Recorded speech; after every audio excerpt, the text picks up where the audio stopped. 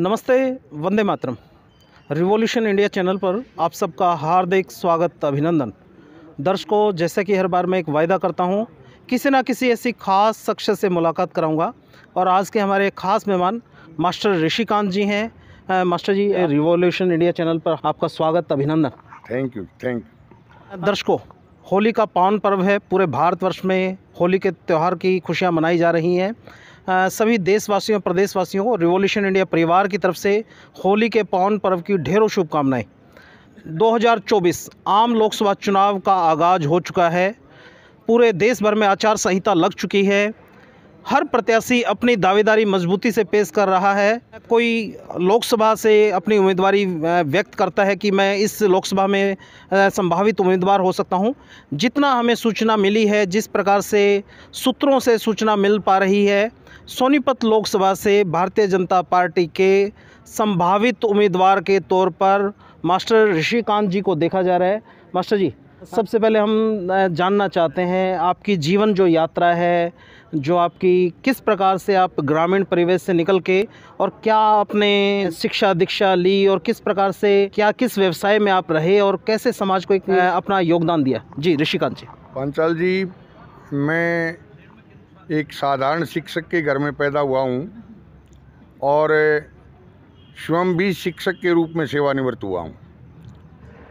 मैं और मेरे पिताश्री भी, हम सामाजिक और राजनीतिक संगठनों से पहले भी जुड़े रहे हैं। विशेष करके मैंने और मेरे पिताश्री ने अध्यापक संगठन में काम किया और अध्यापक संगठन में मेरे पिताश्री संयुक्त पंजाब में जी हरियाणा प्रदेश के बनने से पहले संयुक्त पंजाब में राज्य के महामंत्री भी रहे और राज्य प्रधान भी रहे। जी। हरियाणा प्रदेश बनने के बाद बंसीलाल के शासनकाल में अध्यापक संघ का जो बहुत बड़ा आंदोलन हुआ, उस आंदोलन में भी मेरे पिताश्री नेतृत्वकारी भूमिका में रहे। जी। हालांकि उस समय वो पद पर नहीं थे, लेकिन वरिष्ठ अध्यापक नेता होने के नाते बंसीलाल सरकार के खिलाफ लड़ाई में वो अग्रणी पंक्ति में रहे और उस समय उन्होंने जेल भी काटी। हरियाणा बनने के बाद और विशेष करके जब मैं शिक्षक बना 1977 में, मैंने शिक्षक के रूप में जब कार्य शुरू किया तो हरियाणा प्रदेश में हजारों शिक्षक के तदर्थ आधार पर नौकरी करते थे और मैंने उन शिक्षकों को एक संगठन के एक माला में पिरोया जी और पूरे प्रदेश का भ्रमण करके, यहाँ तक कि उस समय मेवात में और उधर आप मोरनी हिल का एरिया देखिए, उधर नांगल चौधरी का एरिया देखिए जी, वहाँ तक मैं टीचर्स के पास गया और ऐसे अध्यापकों को जो उस समय अस्थायी नौकरी कर रहे थे, उन सब को मैंने एक संगठन के रूप में संगठित किया और उसका नाम हमने उस समय रखा था अस्थायी एवं बेरोजगार अध्यापक जी। उसके बाद 1984 में हमारी सर्विस सरकार ने रेगुलर कर दी। तत्कालीन जो सरकार थी, चौधरी भजनलाल जी के खिलाफ हमारा आंदोलन चला और अंत में समझौता हुआ। उस समझौते के बाद हमारी सेवाएं नियमित कर दी गई जी। उसके बाद भी मैं अध्यापक संघ, जो अध्यापकों का सबसे बड़ा संगठन है, हरियाणा राज्य के अध्यापक संघ के नाम से, उस संगठन में मैं सक्रिय रहा और पहली बार 1984 के अंदर मैं अध्यापक संघ का ज्वाइंट सेक्रेटरी बना जी। 1986 के चुनाव में मुझे सर्वसम्मति से अध्यापक संघ का जनरल सेक्रेटरी चुन लिया गया, स्टेट का, प्रदेश का जी। प्रदेश महामंत्री के रूप में मैंने 1986 से लेकर 1986 से 88, 88 से 90 4 साल तक मैं लगातार स्टेट का जनरल सेक्रेटरी रहा जी। 90 के चुनाव में सर्वसम्मति से मुझे राज्य प्रधान चुन लिया गया जी और मैंने 2 साल 90 से 92 तक राज्य प्रधान के रूप में काम किया। 1992 में फिर दोबारा मुझे जनरल सेक्रेटरी चुन लिया गया जी और मैं 1994 तक अध्यापक संघ का जनरल सेक्रेटरी रहा जी।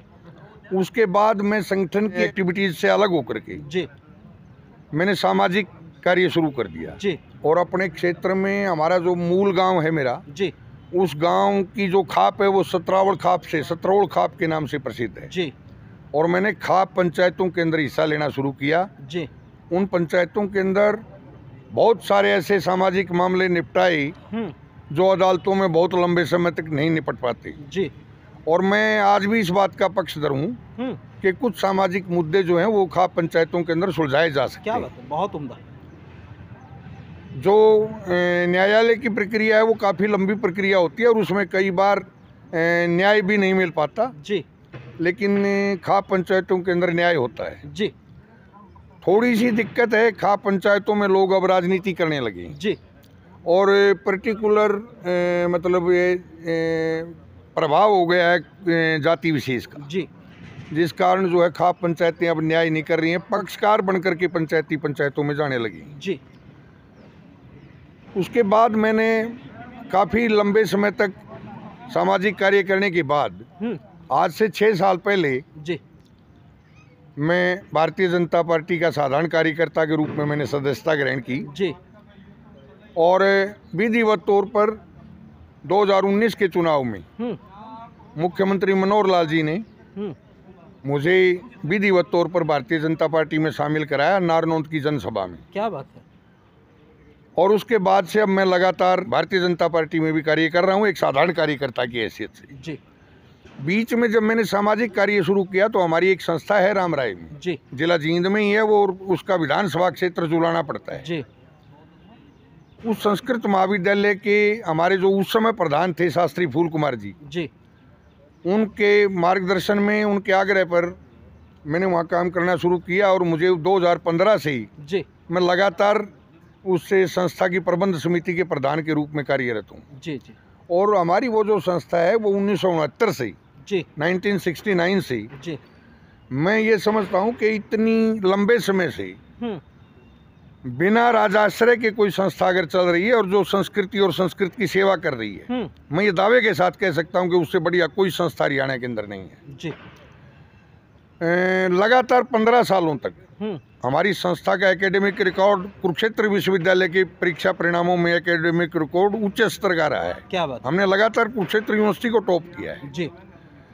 उस संस्था में काम करते हुए और भारतीय जनता पार्टी के एक साधारण सेवक के रूप में मैंने आम आदमी के अंदर भी जाना शुरू किया है जी। और मैं जहाँ भी गया हूँ चाहे वो संस्था के काम के लिए गया हूँ या पार्टी के काम के लिए गया हूँ लोगों का अथाह स्नेह मुझे मिला है। क्या बात। और इस काम में मेरा परिवार जो है वो भी बहुत बढ़िया भूमिका निभा रहा है जी। मेरे 3 बेटे हैं, तीनों बेटे मुझे उत्साहित करते हैं सामाजिक कार्य करने की और वो यदा कदा फाइनेंशियल हेल्प भी देते हैं। क्या बात, बहुत सुंदर। तो मैंने तो अपना अब रास्ता ये चुन लिया है कि भाई हमने तो समाज में रहना है और समाज के लिए कुछ करना है। जी, जी, जी। और विशेष करके पिछले 10 सालों में पूरे देश के अंदर जो परिदृश्य बदला है, राजनीतिक जो घटनाक्रम घटे और जिस ढंग से भारतीय जनता पार्टी की सरकार देश में आई जी। और बीजेपी की सरकार ने मोदी जी के नेतृत्व में जब जो चुनाव घोषणाएं थी उनको जब अमली जामा पहनाना शुरू किया और विशेष करके धारा 370 का तोड़े जाना जी, एक मैं ये कहता हूँ कि मतलब कितनी बड़ी विडंबना थी इस देश के अंदर। एक देश के अंदर 2 संविधान काम कर रहे थे। भारत के पार्लियामेंट के द्वारा दिए गए बजट पर वहाँ 5-7 घराने पड़ रहे थे जम्मू कश्मीर के अंदर जी। और हिंदुओं का कत्लेआम तक हुआ। आपको पता है जिस प्रकार से हिंदू ब्राह्मणों को विस्थापित किया गया वहाँ से। कश्मीरी पंडित की आप बात कर रहे हैं। कश्मीरी पंडित जैसे अपनी बहन बेटियों को लेकर के वहाँ से अपना घर बार अपनी ज़मीन जायदाद सब कुछ छोड़ करके उनको भागना पड़ा जी। उस बात के प्रति भारतीय जनता पार्टी ने जो बाद में काम किया है वो काम वास्तव में इस देश के आम आदमी के दिलों को छू रहा है जी। दूसरा ये है कि भारतीय जनता पार्टी ने इस टाइप की राजनीति को बढ़ावा दिया है कि कोई जातिगत राजनीति ना हो। परिवारवाद के खिलाफ भारतीय जनता पार्टी ने काम किया है जी। परिवारवाद का तो नाम कहीं है ही नहीं भारतीय जनता पार्टी में। आप देखिए कितने बड़े नेता हैं। मोदी जी का तो शिवम मोदी जी कहते हैं भाई मेरा तो 140 करोड़ का परिवार है जी। और है भी सच्चाई। नहीं, राजा का तो होता भी परिवार, उसकी जनता ही प्रजा ही परिवार होता है। वो तो तब होता है ना जब कोई राजा माने जी। राजा जब ये कहे कि भाई पूरा मेरा परिवार है और उसकी जो कार्य प्रणाली है वो अपने परिवार के खिलाफ हो, तो वो कैसे दावा कर सकता है इस बात का कि भाई पूरा देश मेरा परिवार है। और मोदी जी ने वो बात करके दिखाई है कि वो अपने 140 करोड़ भारतीयों को अपना परिवार मानते हैं, तो उन्होंने ये करके भी दिखाया कि भाई 140 करोड़ मेरे हैं, अपने हैं, मेरा परिवार है। जी ऋषिकांत जी, जिस प्रकार से आपने बताया संगठन का बहुत अनुभव रहा, आपने अध्यापन जीवन में रहे, उसमें भी आपने प्रदेश भर के अध्यापकों के हितों की रक्षा की, संगठन बनाकर नेतृत्व करके, और उसके अलावा सामाजिक आपका जो कार्यकाल रहा है बहुत उम्दा रहा है। जिस प्रकार से चर्चाएं होती हैं आम जनमानस में कि जैसे आपने खापों की बात की, जो न्यायालय में जो एक व्यवस्था कई बार लंबा समय लग जाता है न्याय प्राप्त करने में, वहाँ सामाजिक तौर पर खापों ने बहुत उम्दा योगदान दिया। और जो हम कहानी सुनते थे पंच परमेश्वर, वास्तव में वही व्यवस्था यदि खापों में और पंचायती तौर पे हो तो निश्चित तौर पर लोगों को न्याय जल्दी मिल पाएगा। अब हम ये जानना चाहते हैं ऋषिकांत जी, जिस प्रकार से चर्चाएँ चल रही हैं आम जनमानस में, आप लोकसभा के भी भारतीय जनता पार्टी के संभावित उम्मीदवार के तौर पर आपको देखा जा रहा है, तो जनता या भारतीय जनता पार्टी या आपको क्या लगता है कि किस लोकसभा क्षेत्र से आप सशक्त दावेदारी के रूप में अपनी उम्मीदवारी प्रस्तुत करते हैं? देखिए, वैसे तो मोदी जी के लिए 140 करोड़ भारतीय जो हैं वो एक परिवार हैं। मैं भी अपने आप में ये मान के चल रहा हूँ कि पूरा हरियाणा मेरा परिवार है। क्या बात है। पूरे हरियाणा के अंदर पार्टी अगर मुझे इस बात के काबिल समझती है कि भाई इसको चुनाव लड़ाया जाना चाहिए और पार्लियामेंट का लड़ाया जाना चाहिए, हाँ, तो ऐसी सूरत में पार्टी जहाँ से मर्जी चाहे मैं वहाँ से लड़ने के लिए तैयार हूँ। क्या बात है, इतना उत्साह और इतना आत्मविश्वास देखते ही बनता है कि आपको आपके किए हुए क्रियाकलापों पर इतना विश्वास है कि आप पूरे हरियाणा प्रदेश में जिस भी लोकसभा क्षेत्र से भारतीय जनता पार्टी आपको उम्मीदवार उतारती है, आप मजबूती से अपनी उपस्थिति दर्ज कराएंगे, और दर्ज ही नहीं कराएंगे, जीत भी बीजेपी की झोली में डालेंगे। देखिए, मैं अपनी उपस्थिति दर्ज कराऊं बजाय इस बात के, मैं इस बात को ज़्यादा तरजीह देता हूं कि पार्टी स्वयं इस बात का प्रयास करे कि वो करीम ढूंढने का प्रयास करे। मैं तो पार्टी का एक अदना सा कार्य करता हूँ। पार्टी जो जिम्मेदारी उसको 100% देने का प्रयास करूँगा। ऋषिकांत जी, यदि भारतीय जनता पार्टी आपको टिकट देती है लोकसभा की और वहाँ से आप जीतकर एक सांसद के रूप में नज़र आते हैं, उस स्थिति में आपके मन में विचार क्या है? क्या जो राजनीतिक परिदृश्य वर्तमान में हम देख रहे हैं उसी परिदृश्य, उसी गंगा में बहते चलेंगे, या उससे कुछ अलग कुछ करते हुए चलेंगे, समाज को एक नई दिशा और दशा देने का काम करेंगे? पार्टी अगर मुझे अपना उम्मीदवार बनाती है और मैं चुनाव जीत करके अगर लोकसभा में बैठता हूं, तो मेरा सबसे बड़ा सौभाग्य ये होगा कि मैं विकसित भारत का मोदी जी का जो संकल्प है उस संकल्प का साक्षी बनूंगा, भारत को विकसित होता हुआ देखूंगा। ये मेरा सबसे बड़ा सौभाग्य होगा। और मैं अपने क्षेत्र के लिए, अपने प्रदेश के लिए और देश के लिए जो भारतीय जनता पार्टी की नीतियां हैं, उन नीतियों में बंद करके और उनके अनुशासन में रह करके देश की उन्नति के लिए, देश की प्रगति के लिए काम करूंगा। और विशेष करके देश के अंदर जो जातिवाद, भाई भतीजावाद, भ्रष्टाचार जो है उसके खिलाफ मैं मोदी जी का टीम का सिपाही बनना अपने आप का सौभाग्य समझूंगा। वर्तमान दौर में आपको क्या 3 ऐसे मुद्दे दिखाई देते हैं जिन मुद्दों पर, जिन विषयों पर बतौर भावी सांसद ऋषिकांत जी उन विषयों पर ज़्यादा काम करेंगे? मेरे राय में सबसे पहला मुद्दा भ्रष्टाचार है जी। हालांकि मोदी जी के नेतृत्व में भारतीय जनता पार्टी की सरकार ने भ्रष्टाचार के खिलाफ बहुत कुछ किया है। ऐसे सैकड़ों लोग देश की जनता के सामने आए जब 350 करोड़ रुपए एक व्यक्ति के घर से मिला है। भ्रष्टाचार पर बहुत बड़ी चोट इस सरकार ने की है, लेकिन फिर भी निचले स्तर पर भी भ्रष्टाचार अभी बहुत बाकी है। आपने बहुत सत्यता के साथ इस चीज़ को मान लिया कि भ्रष्टाचार पूर्ण रूप से बंद नहीं हुआ है, उस पे आपकी पैनी नज़रें रहेंगी। बिल्कुल रहेंगी। और मुझे अगर ये सौभाग्य मिला तो जो ग्रास रूट लेवल पर जो भ्रष्टाचार है, जो निचले स्तर पर भ्रष्टाचार है, जिससे आम आदमी त्रस्त है, छोटे छोटे कामों के लिए लोगों को पैसे देने पड़ते हैं, मैं उस मुहिम में सरकार का पार्ट बनूंगा और उससे भ्रष्टाचार को समाप्त करने के लिए काम करूंगा। जी, एक काम आपने बता दिया, बाकी दो और बताते चले। जिन कामों को आपने बतौर सांसद बनने के बाद अपने एक जैसे मछली की आंख होती है ना, अर्जुन का लक्ष्य होता है, ऐसे आपके वो दो लक्ष्य और बताते चले। दूसरा लक्ष्य है देश की जो संस्कृति है उसको बचाने की बात है, और उसको बचाने के लिए भारतीय जनता पार्टी और उसके सहयोगी संगठन जो प्रयास कर रहे हैं, उस प्रयास का मैं हिस्सा बनना चाहता हूं, ताकि देश की में संस्कृति और संस्कृत का विकास हो और देश की जो भावी पीढ़ी है विशेष करके वो संस्कारी नागरिक बन सकें इस देश के। जी, और तीसरा विषय, क्या आपको नहीं लगता कि न्याय व्यवस्था में भी कुछ सुधार की आवश्यकता है?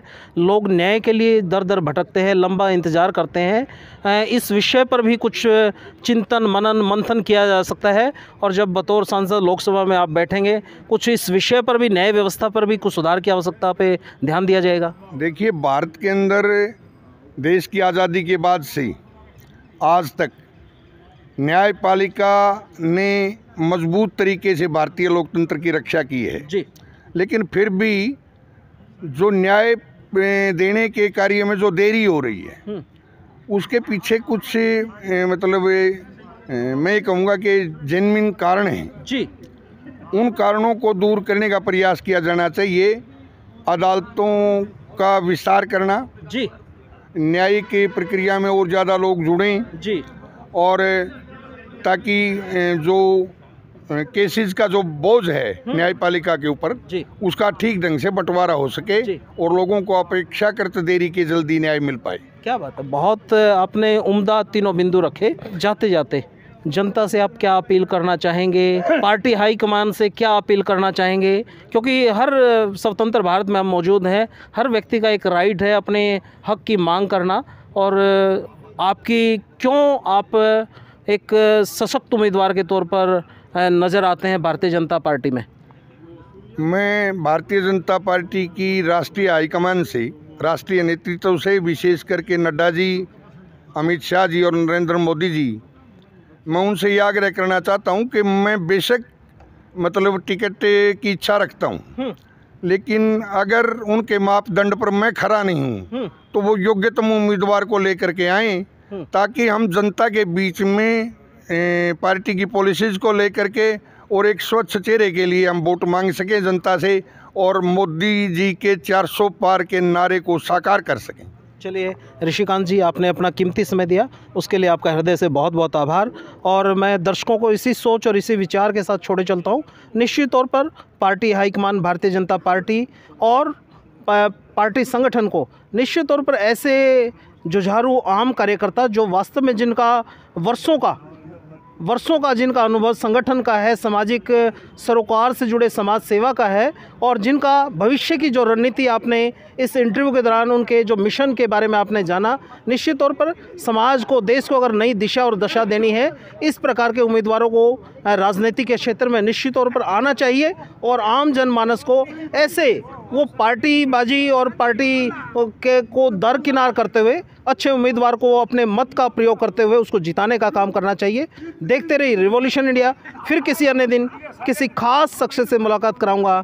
जय हिंद, जय भारत, वंदे मातरम। थैंक यू, धन्यवाद।